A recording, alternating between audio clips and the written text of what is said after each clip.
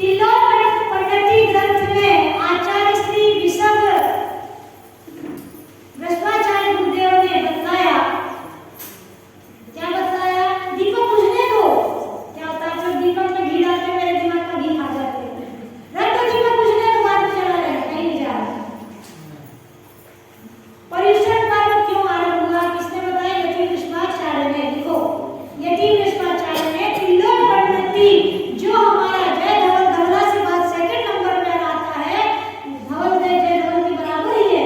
त्रिलोक परिणति ग्रंथ लिखने वाले यति विश्वाचार्य ने बताया गुरुदेव ने कि दुखमा नामक पंचम काल की समाप्ति के बाद दुख के सागर स्वरूप अति दुखमा नाम के छठे काल का प्रारंभ होगा।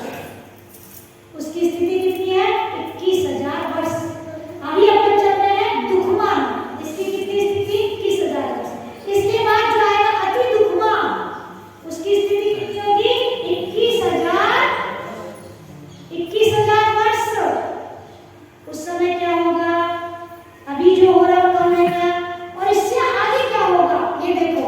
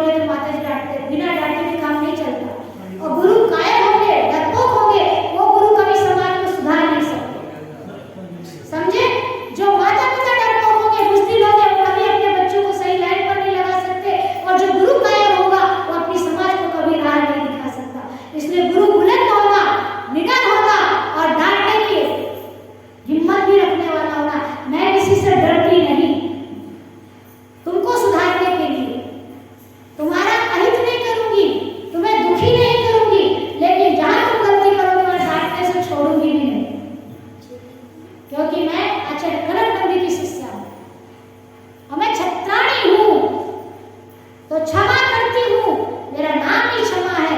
लेकिन उस फोड़े को मवाद से सही फोड़े को मैं मलहम नहीं लगाती, फोड़ा फोड़ने के बाद उसको मलहम लगाती हूँ, पट्टी बांधती हूँ।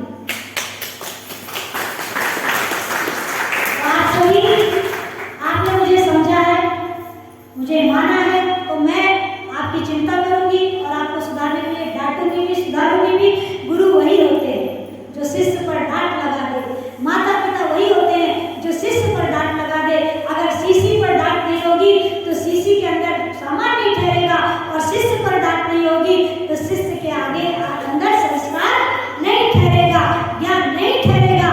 तो आपके अंदर, आपके ऊपर डांट लग गई है, 10 दिन की डांट है, और बीच बीच में भी डांट लगती जाएगी, उसको टाइट किया जाएगा, घुमाया जाएगा। मैं छोड़ने वाली नहीं हूँ, कोई कहीं मेरे साथ में पासलीटी नहीं करूंगी, पक्षपात नहीं करूंगी, जो गलती करेगा उसके सामने बोलूंगी। तो आप क्षमा का अर्थ क्या है? क्षमा का अर्थ क्या है? क्षमा का अर्थ है अपने हृदय में वो भगवान के रूप को बिठा लेना जिन्होंने पार्श्वनाथ भगवान ने उपसर्ग सहन किया और क्षमा कर दिया उस कमर को। 7 दिन तक मनमाना उपद्रव करता रहा, लेकिन पार्श्वनाथ भगवान ने अपने रूप को नहीं छोड़ा और अपने ध्यान में मस्त होकर के केवल ज्ञान को प्राप्त कर लिया। क्षमा वो जो कुलभूषण देशभूषण पर वेतन उत्सर्ग करता रहा, दैव उत्सर्ग करता रहा, वो अपने ध्यान में मग्न रहे। ये सब क्षमा मुनि बनने के बाद की है। मुनि बनने के बाद उन्होंने अपनी क्षमा को नहीं छोड़ा। राम लक्ष्मण आए, इसी कुलभूषण देशभूषण मुनिराज के यहाँ पर राम लक्ष्मण ने आकर के उपसर्ग दूर किया और उनको केवल ज्ञान हो गया। गजपंथा में गजकुमार को केवल ज्ञान हो गया, उनके ससुर ने जल्दी सिकड़ी सिर पर रख दी। सब ध्यान में लेने वाली है। तो क्षमा हमारे जैन धर्म में पंच पांडवों के सिर पर, उनको जाना नहीं है, आपको जाना नहीं है तो और थोड़ी देर है ना। हमारे पांडवों के ऊपर आभूषण जलते पहना दिए गुरुदेव ने, उनने अपने क्षमा को नहीं छोड़ा। तो हमारा जैन धर्म बोलता है क्षमा वीरस आभरणम। गहने पहने हैं, गहने पहनो, लेकिन उसके साथ क्षमा का गहने पहनो, क्योंकि नरस आभरणम रूपम।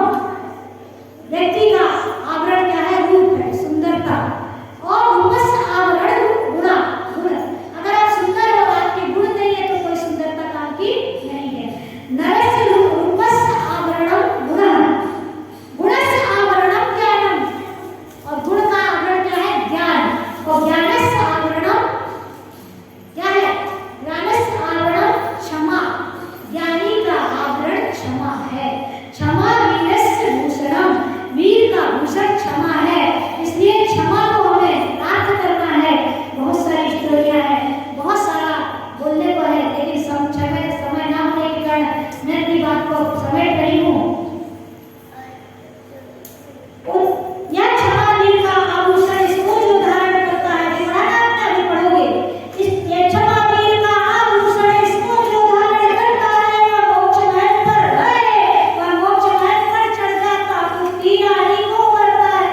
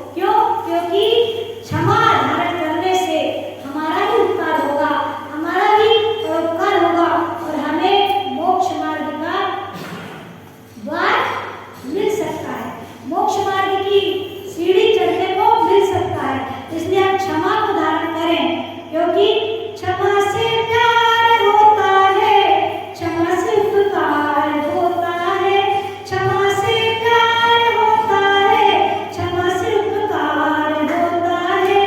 क्षमा को जिसने अपनाया वही जग पार होता है, क्षमा को जिसने अपनाया वही जग पार होता है। क्षमा जिनके दिलों में है, क्षमा जिनके दिलों में है वही भगवान होता है, क्षमा जिनके दिलों में है वही भगवान होता है। क्षमाधारी से बढ़कर ना कोई उपहार होता है, क्षमाधारी से बढ़कर ना कोई उपहार होता है। तो हमें उपहार लेना है, हमें क्षमा को समझना है, अपने जीवन में क्षमा को लाना है और क्षमा से अपने जीवन का कल्याण करना है। शाम को भी प्रवचन है, उसे भी आप सुन सकते हैं। आगे से अच्छा शाम को अलग बोलूंगी। तो आप सभी ने क्षमा धर्म को सुना।